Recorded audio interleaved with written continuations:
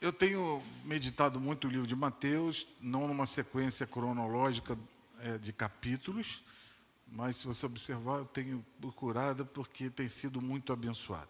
E essa semana, relendo esse episódio tão lindo, que também é descrito no Evangelho de Lucas e de Marcos, pude ver e clamar junto como esse cego, né? Filho de Davi, tem misericórdia de mim. Eu vou ler os versículos para a gente começar a meditação. Pode abrir aí, por favor. Saindo eles de Jericó, uma grande multidão seguia a Jesus. E eis que 2 cegos sentados à beira do caminho, tendo ouvido que Jesus passava, começaram a gritar. Então imagine a cena, multidão, gente pra caramba, para que Jesus ouvisse, dava todo o empenho e grito com o clamor da alma também, né? Senhor, filho de Davi, tem compaixão de nós. Outra tradução, tem misericórdia. Mas a multidão os repreendia para que se calassem. Eles, porém, gritavam cada vez mais: Senhor, filho de Davi, tem compaixão de nós. Jesus parou, chamou-os e perguntou: o que vocês querem que eu lhes faça? Eles responderam: Senhor, que se abram nossos olhos. Profundamente compadecido. Olha o coração de Jesus. Profundamente compadecido, Jesus tocou nos olhos deles. E eles imediatamente recuperaram a vista e o seguiram. Gente, esse aqui é o último relato na Bíblia do milagre antes da cruz. Jesus está indo em direção a Jerusalém, é uma caminhada sem volta, né? É um momento decisivo do ministério de Jesus. E ele está saindo então de Jericó, que é uma cidade bem baixa, subindo em direção a Jerusalém. Jerusalém é alta.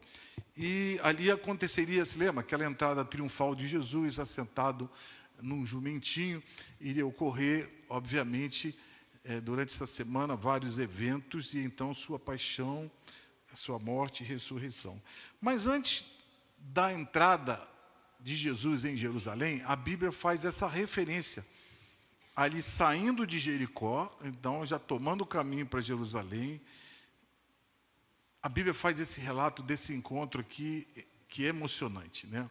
Porque o reino de Deus está sendo manifesto ali, sabe? Na misericórdia, na compaixão, como a gente viu aqui de Jesus, e ele para. Ali era a caminhada final do grande rei Jesus, porque Jesus, embora eles não enxergassem, mas o mundo espiritual contemplava isso, né? Ele era o grande rei, indo numa missão, e ele não estava preocupado consigo mesmo, embora já tivesse a sentença de morte, soubesse que se daria o sofrimento como a gente tem descrito, então, mais à frente no próprio Evangelho de Mateus. E esse episódio, então, é mais do que um milagre físico, que obviamente os cegos passaram a ver, mas é uma janela que abre para você e eu enxergarmos melhor o reino de Deus. Porque os milagres ou os sinais que Jesus fez, diz a sua palavra, eram sinais do reino, que estavam manifestando que o Messias estava, então, entre eles. E um dos sinais do Messias presente era a cura, e a Bíblia fala lá atrás que ele viria curando os cegos, sabe, restauraria a visão dos cegos. E assim Jesus veio e se declarou até em Lucas 4, o Espírito do Senhor está sobre mim, pelo que me ungiu a evangelizar os pobres, trazer a visão aos cegos, libertar os cativos e oprimidos e anunciar o ano aceitável do Senhor, ou seja, está aberto, escancarado as portas do reino dos céus. Mas esse reino aqui não se manifesta num espetáculo político, mas de compaixão. Olha que coisa linda. Não tem nada a ver, Jesus não queria aparecer, Jesus não queria trazer luz só simplesmente para inflá-lo, muito pelo contrário, ele se esvaziou, né? Ele abriu mão do seu ser. E ali ele encontra, então, saindo de Jericó, pense você, se estivesse no lugar de Jesus, caminhando para uma crucificação, deveria estar pensando em tantas outras coisas. Ele não, ele para e vê dois cegos. Porque se você lê lá, fala, né, saindo eles de Jericó. Então, essa palavra é muito importante, porque se você observar o capítulo anterior, tinha os filhos de Zebedeu, Tiago e João, que estavam competindo, querendo assentar um à direita e outro à esquerda no reino dos céus. Havia uma pretensão que o reino promovesse eles, que colocasse eles em destaque, né?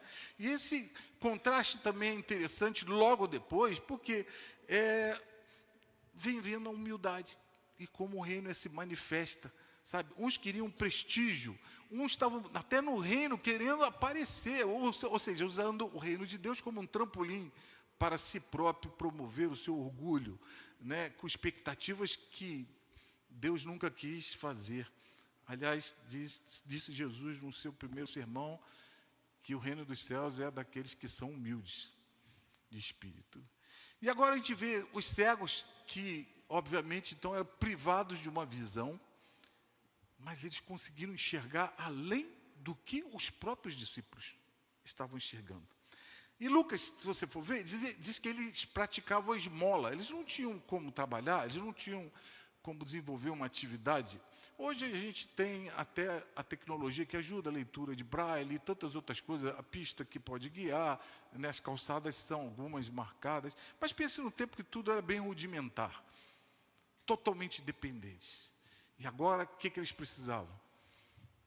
Simplesmente da misericórdia, simplesmente do toque de Jesus. Então, assim, há duas formas da gente se aproximar do reino de Deus. Uma, querendo alguma coisa, e outra, clamando por misericórdia. Sabe, há uma diferença de vir a Jesus para ser exaltado, como a gente viu, os discípulos que estavam caminhando com Jesus há muito tempo. Então, já estamos no final do ministério de Jesus. Então, por cerca de 3 anos andando junto com Jesus, e a gente vê ainda a natureza humana, o orgulho querendo falar, sabe? Mas há pessoas que não estão aí e estão buscando a Deus simplesmente por quem Ele é e se aproximam deles como um mendigo da graça. Eles mendigavam, eles precisavam de esmola, agora eles estão pedindo e tem essa mendicância da graça, porque você precisa de misericórdia. Nós precisamos de misericórdia. Ninguém, por mais rico ou inteligente que seja, fica independente da graça divina. E Jericó, então, era essa última cidade antes da subida. E assim todos os peregrinos subiam para a festa da Páscoa. Jesus está indo junto com uma multidão. E a lei prescrevia que os judeus que moravam próximo aos arredores, ou até como Israel nem é tão grande, atravessassem então o Jordão, que fosse lá do norte, seguisse em direção a Jerusalém. E sabe, a multidão segue ele, mas havia uma expectativa errada da multidão.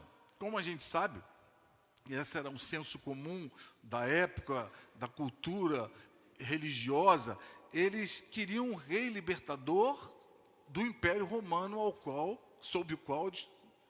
acima do qual estava subjugado Israel, né? Mas os cegos não estavam aí para isso, né? O reino que Jesus inaugura não é construído com espada, mas seria com a cruz mais à frente ali. E esses relatos, então, vão aparecer em 3 evangelhos, e eles clamam: Senhor, Filho de Davi, tem misericórdia ou compaixão de mim, sabe? Então, ali já é um clamor, primeiro que é um peso da alma. Clamor não é um simples pedido, e a gente vê que daqui a pouco eles começam a gritar. Eles queriam alcançar ao propósito que era Jesus ouvir, mas eles têm um feeling ou têm um entendimento, como eu falei aqui, maior do que os discípulos, porque eles enxergam em Jesus a figura do filho de Davi. E havia uma promessa desde o Velho Testamento, e nós estamos vendo o findar do Velho Testamento aqui, né? De que o descendente de Davi reinaria. E o próprio Mateus, no seu primeiro capítulo, quando ele começa a falar da genealogia de Jesus, ele fala Jesus Cristo, filho de Davi. Então, esse título, filho de Davi, para quem era judeu da época, muito obrigado, era muito importante, né? Porque identificava quem era o Messias. Mas perceba que os sacerdotes, o sinédrio, e às vezes os discípulos ficavam em confusão com relação a isso, porque também tinha uma expectativa nesse sentido. Mas a fé verdadeira, ela não depende do aspecto físico, para você enxergar. Porque a fé verdadeira, no fato, ela transcende. É uma fé transcendente, como Deus transcendente é, né? E eles clamam, tem misericórdia de mim. Talvez a gente pensasse assim, era melhor pedir dinheiro. Porque pedir para que Deus o cure seria muita coisa, né? Mas eles pedem misericórdia. E a misericórdia que eles pedem é justamente a cura. Pense agora, então, numa oportunidade que ele tinha, que nunca mais passaria por ele. Jesus estaria passando por Jericó, aonde eles moravam, onde eles ficavam, pela última vez. Você está sabendo, então, que Jesus está subindo para que, então, seja morto, crucificado e depois ressuscitado e depois exaltado. A gente vê, então, que há oportunidades que não voltam mais.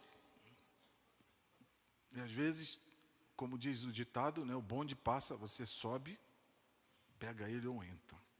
Mas eles clamam. O que me chama a atenção é que há um senso de profunda necessidade.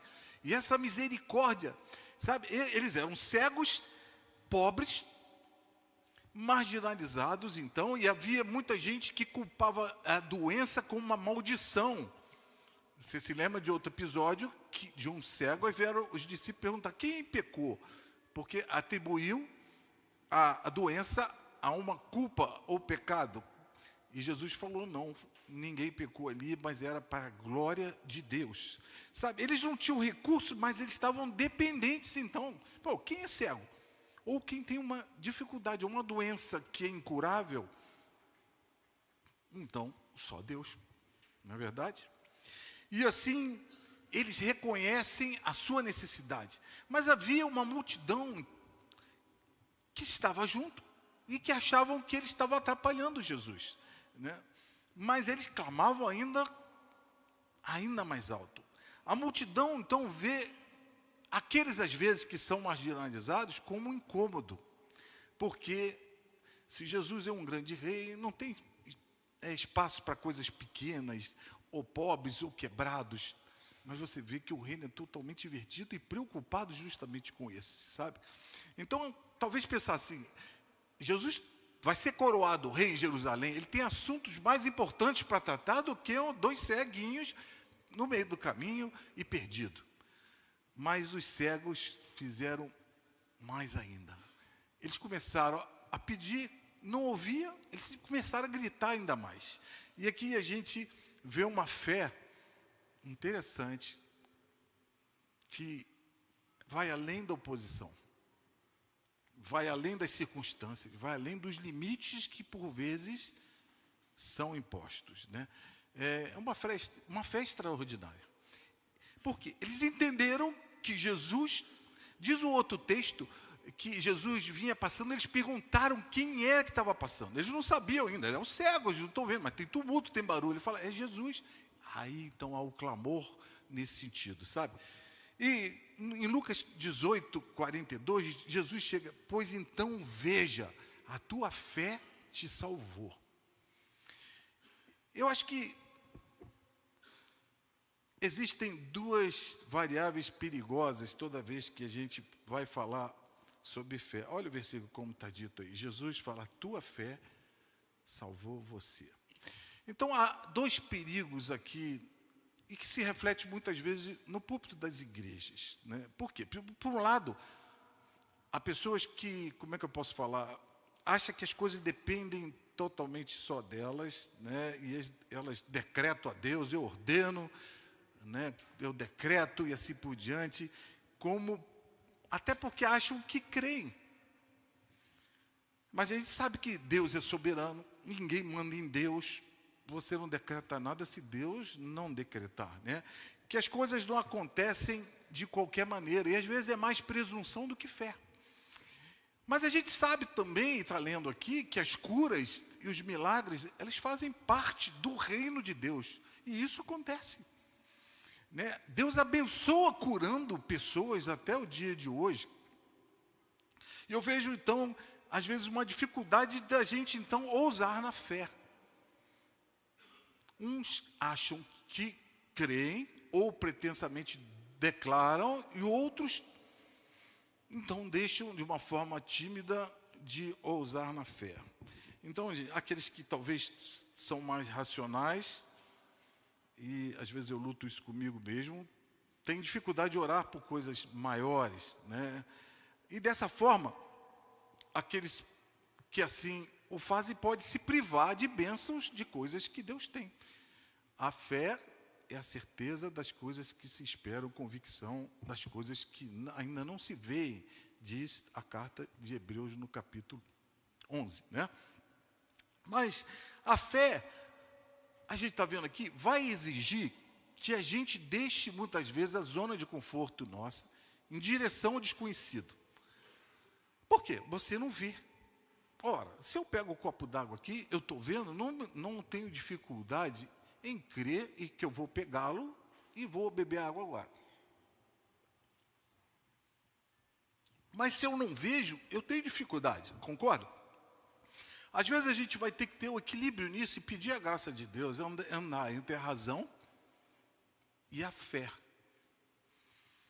A razão é óbvio, está relacionada a um conhecimento intelectual, é a faculdade que você mede, você calcula, você raciocina, você pensa, né?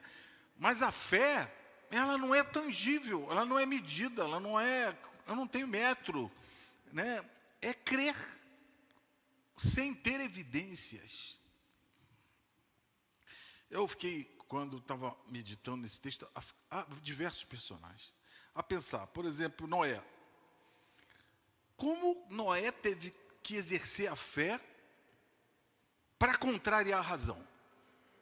Ele foi construir a arca num lugar que não era mar, levou, alguns creem 120 anos, outros falam que é um pouquinho menos que essa contagem, mas cerca disso tudo, não me interessa. E ele teve que manter uma pegada, ainda conviver com a família e convencer os familiares a construir a arca mesmo, não entendendo nem vendo nada. Pense na zombaria de quem passava. Ei, tá maluco, está construindo essa arca, fazendo para quê? Ele teve que ter fé. Não viu? Uma fé extraordinária também. Bom, e ao estudar esse texto, eu fiquei bastante sobressaltado dentro do meu coração. E eu orei, né? Senhor, eu não sei quando... Acho que a gente nunca vai ter o equilíbrio perfeito nesse tipo de um extremo ou de outro, né? Nessas duas polaridades. Mas não me deixa viver aquém das tuas promessas e sem exercitar a minha fé. E muitas vezes a gente tem, então, pouca vitória porque a gente não exerce a fé, é fato. Esses ceguinhos, eles creram.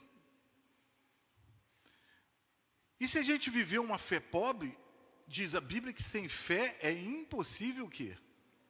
Agradar a Deus. Então, assim, algumas coisas a gente consegue ter fé mais fácil. Por exemplo,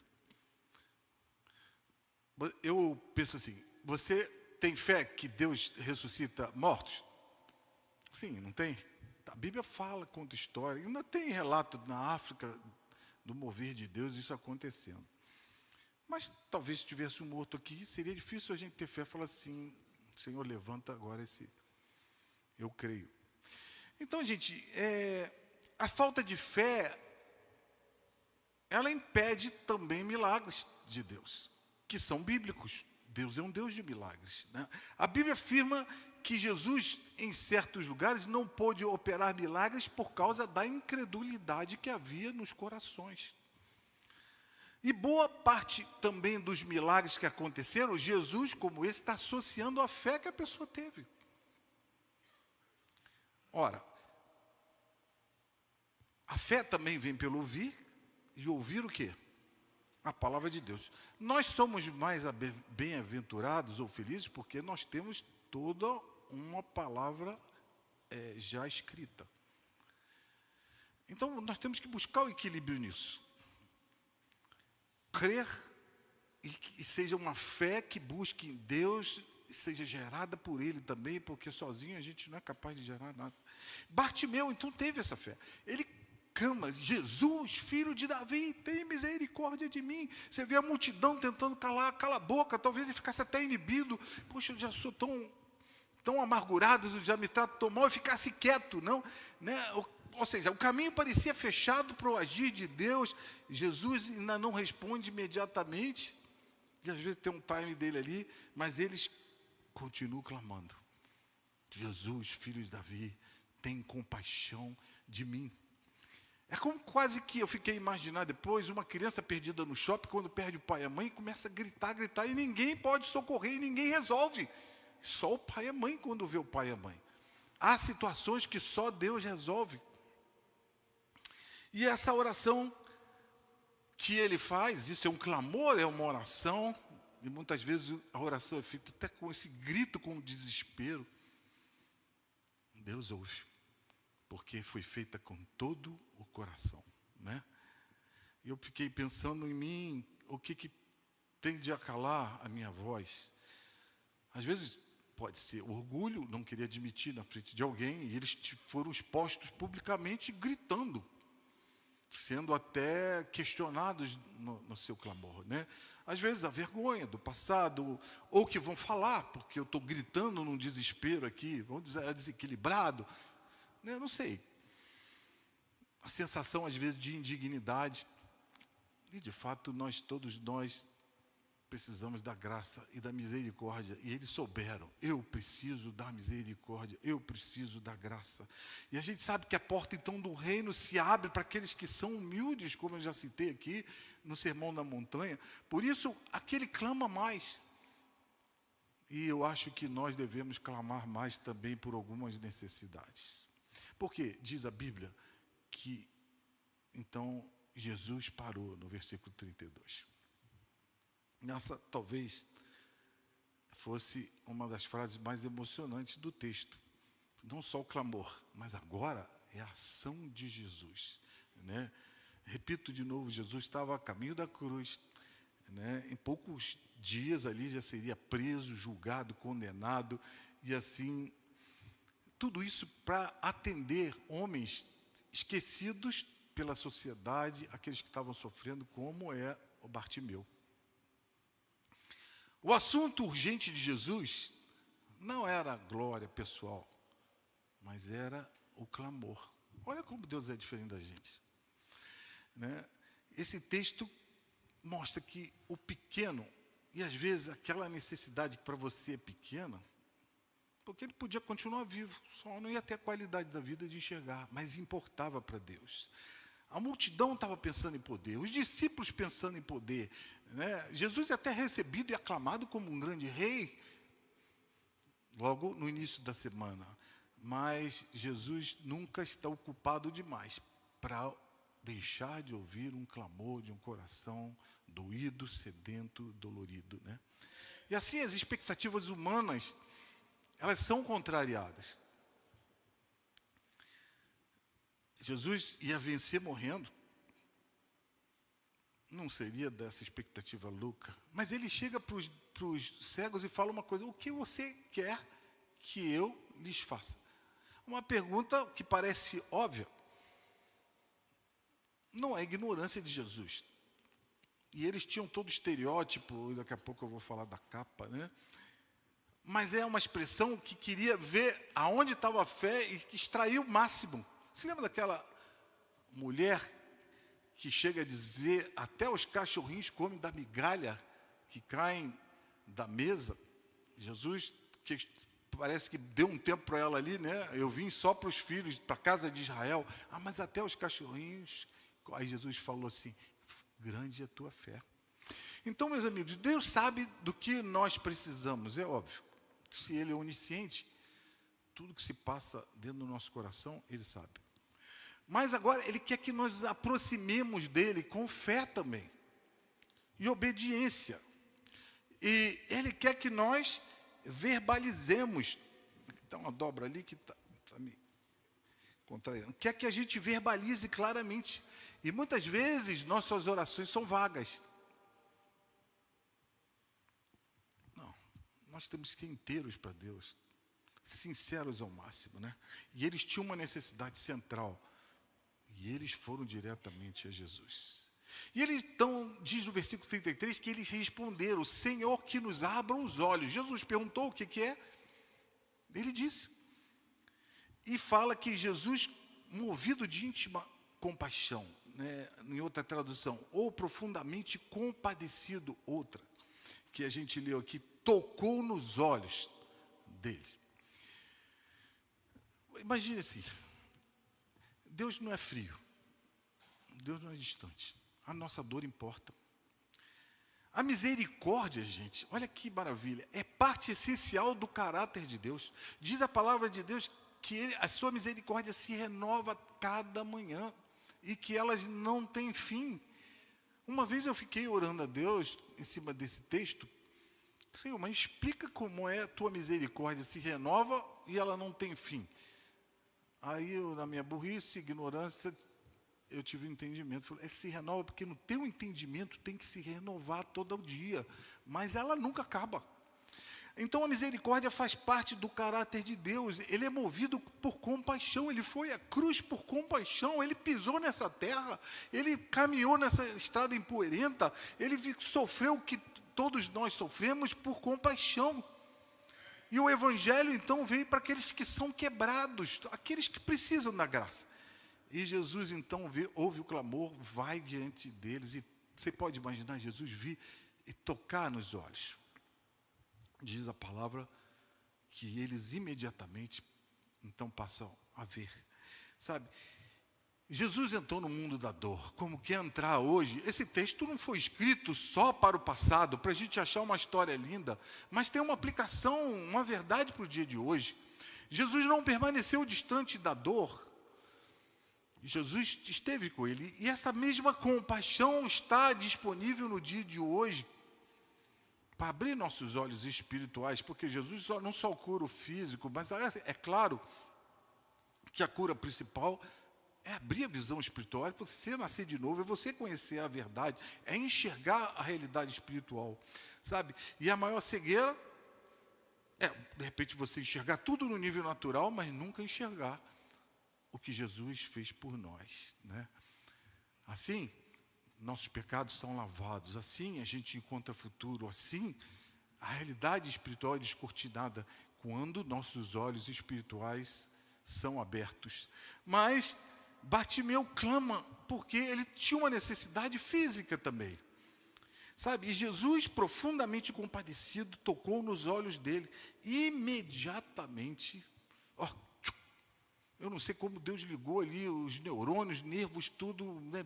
Ligou, fez a sinapse toda e voltou. Imagina você estar de olho fechado, eu não sei se eles eram cegos de nascença ou não, mas de olho fechado, e de repente, você abre a visão. Que coisa maravilhosa, né? Nós vemos a multidão seguindo a Jesus por interesse, mas os cegos agora, diz lá, olha o finalzinho ali, imediatamente recuperaram a vista e o que aconteceu? O seguiram. Gratidão, e agora seguem. Eles pediram, obtiveram o que pediram, mas não parou aí. Agora eles vão com Jesus para Jerusalém, sabe? Eles não seguiram só por um milagre, mas pelo milagreiro, que agora viram em Jesus que ele era o filho de Davi e que então tinha uma missão. Eu pergunto a você, se Jesus hoje resolvesse seu maior problema, você continuaria seguindo a Jesus? Ou só vem porque tem que sanar ou resolver o teu problema. Nós vemos aqui, alguns queriam alcançar alguma coisa de Jesus simplesmente de uma maneira egoísta, porque queriam para si. Né? Mas agora vemos ali eles como um verdadeiro discípulo, porque obtiveram a cura, passaram da necessidade do milagre, não precisavam mais do milagre, já estavam enxergando, mas agora eles querem se relacionar com o Senhor que faz milagres. Faz diferença, não faz? Por que a gente está seguindo a Jesus? Por que você está aqui hoje? Por uma tradição religiosa? Porque quer obter alguma coisa de Jesus? Ou porque enxerga em Jesus aquele Deus compassivo, misericordioso que nos salvou? Sabe, a fé genuína, ela não é só fé para alcançar algum milagre, que é bíblico também, mas a fé genuína implica em você ser um seguidor de Jesus. Sabe? O Evangelho de Lucas, abre de 18:43, fala assim, ó, olha só o que aconteceu ali. Vai, 43, a sua fé te salvou, imediatamente e passou a ver de novo e seguia Jesus, percebeu? Glorificando a Deus. E teve uma atitude de louvor. Toda e qualquer ação de Deus na nossa história tem que provocar louvor a Deus. E assim, não só ele, mas também todo o povo, vendo isso, dava louvores a Deus. Que coisa maravilhosa, né? Marcos, então, quando escreve, é o único evangelista que denomina ele, diz que é o nome dele. Era Bartimeu, filho de Timeu. E eu fui pesquisar, alguns teólogos então acreditam que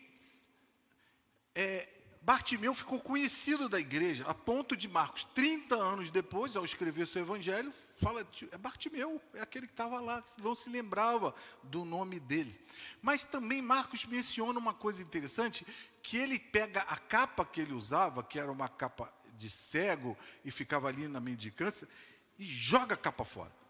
Isso demonstra o abandono da velha vida, o estilo de vida que ele era, como cego que ele tinha, e agora ele surge nessa narrativa como um exemplo de fé e discipulado.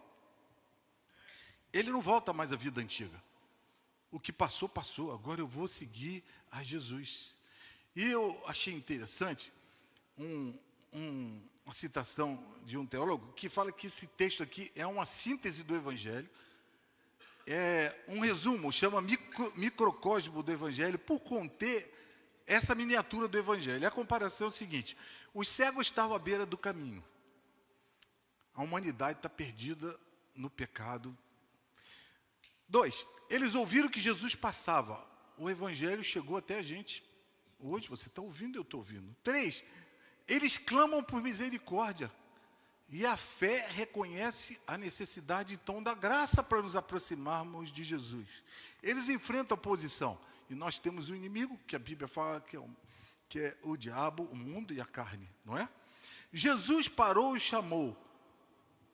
Cristo hoje continua parando e nos chamando. Eles receberam a visão espiritual é aberta. E eles seguiram a Jesus, que é o resultado da graça, que é o discipulado. Não é lindo? Realmente, eu nunca tinha analisado nesse ponto e me chamou a atenção para começar com vocês aqui. Meus amigos, então, esse clamor, essa oração de Bartimeu, ela atravessou séculos. Jesus, filho de Davi, tem compaixão, tem misericórdia de mim, né? Eu fiquei a me perguntar, né?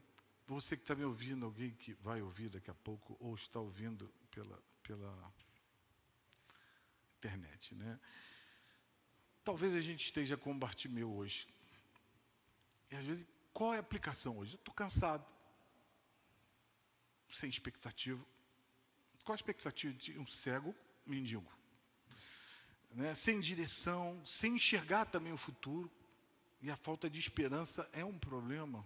Traz depressão, traz tristeza. Mas o Evangelho é a boa notícia. Né?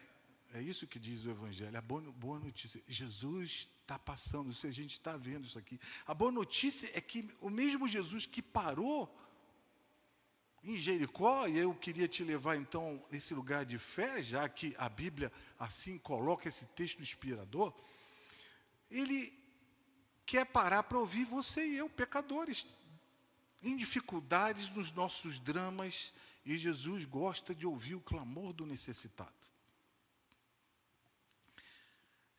Mas é que eu te convido a vir pedindo igual esses dois cegos.